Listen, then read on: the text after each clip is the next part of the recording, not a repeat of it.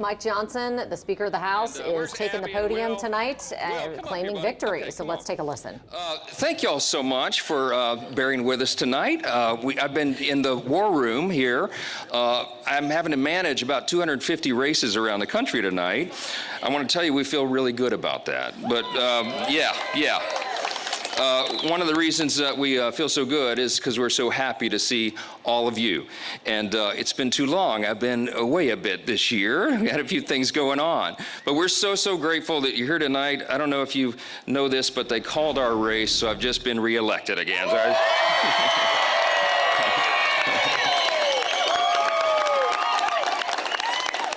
Some of y'all come over here and even this out. Look,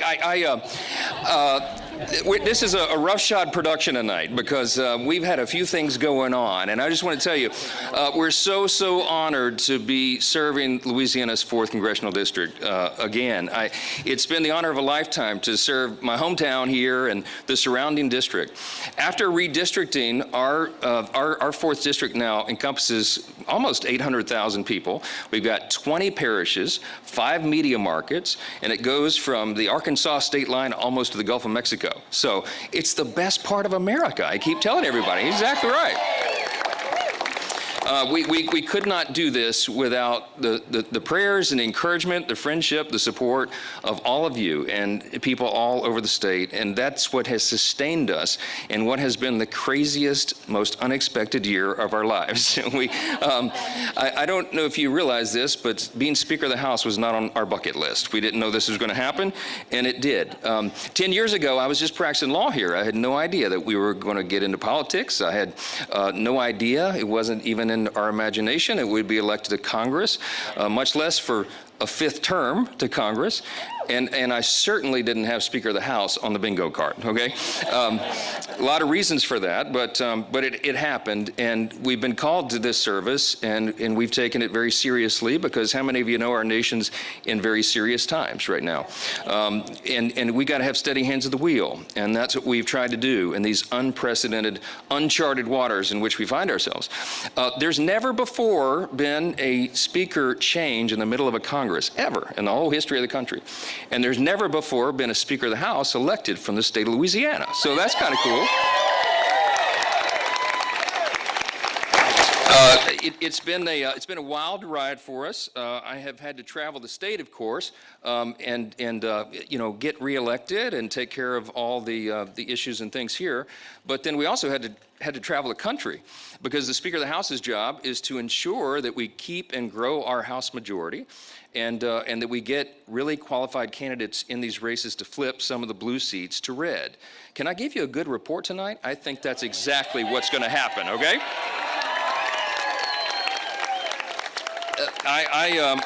They gave me the stats today. This morning, I was in Pennsylvania. Pennsylvania is one of the most important swing states. I did 2 of our key districts there the day before. I did 2 districts in Virginia with our candidates.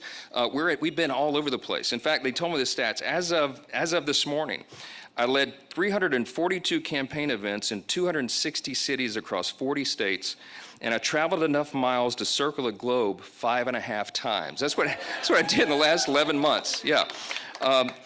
President Trump told me, he said, "Mike, we got to leave it all on the field." And we did. We left it all on the field. Some of you know I was 4 inches taller when I got this job. They beat me down mercilessly. We're going to keep going.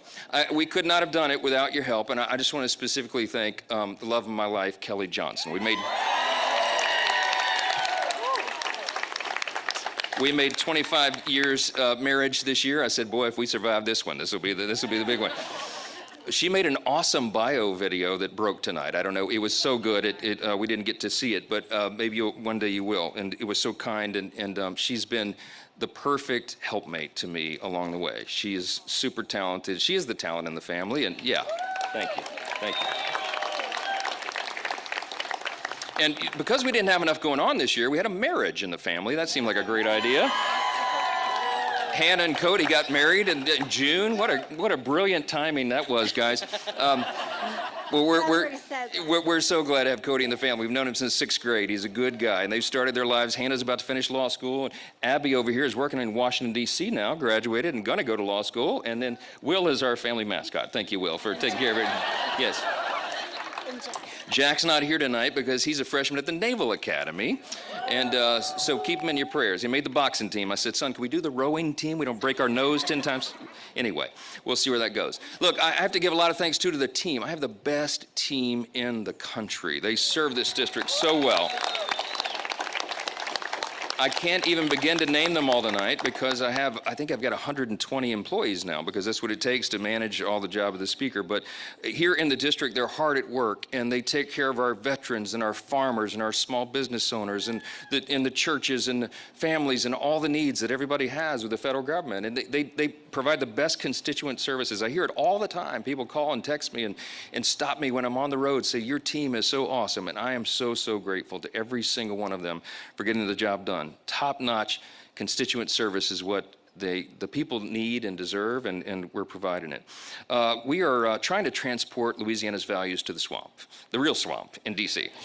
And you know what those values are. We believe in the founding principles of the country. We believe in the ideas of faith and family and freedom, and we're trying to live that out every day. And it's not always welcomed in the nation's capital, but it's very important for us to do that.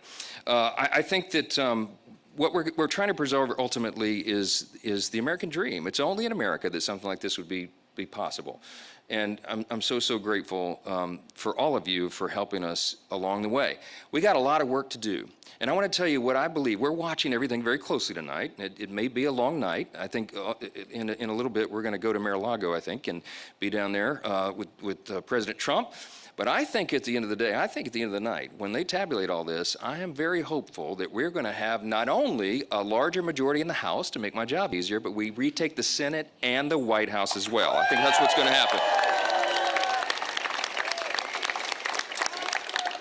Listen, when we win this thing, and I think we will, and not to put the cart before the horse, but we're going to be prepared to lead because we are facing the greatest collection of challenges that our country has faced probably since World War II, if not the Civil War.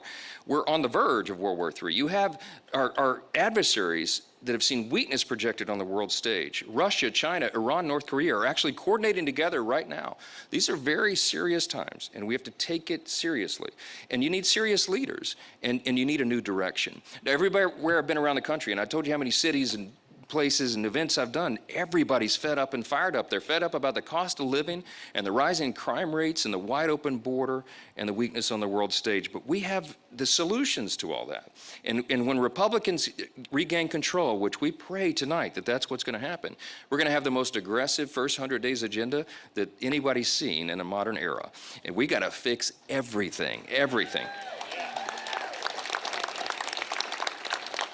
I want to tell you, I was with President Trump backstage. I said this on Fox and Friends this morning. I hope y'all weren't up that early, but we did a little thing in a cafe in Pennsylvania, and I told him a story very quickly. I was backstage at the Washington Hilton about 7 or 8 weeks ago with President Trump, and he was crisscrossing the country, and I was doing the same. We're going to different swing states, covering all the bases.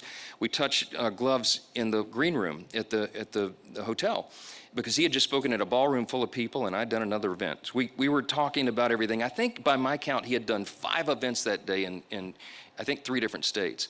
It's about 10:45 at night. We're sitting in the green room talking, and his staff comes in, taps him on the shoulder, says, Mr. President, we got to go.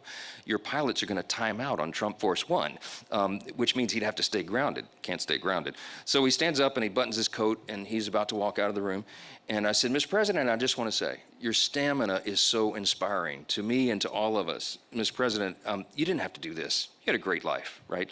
Why would you even subject yourself to this again? You know, I mean, they've been attacking you since you came down the golden escalator. They have engaged in lawfare. They've just tried to destroy your reputation and your family. They've brought you to court, and they've even taken. All right now you're getting a look at Mike Johnson. Of course, we have called this race. He is making his acceptance speech.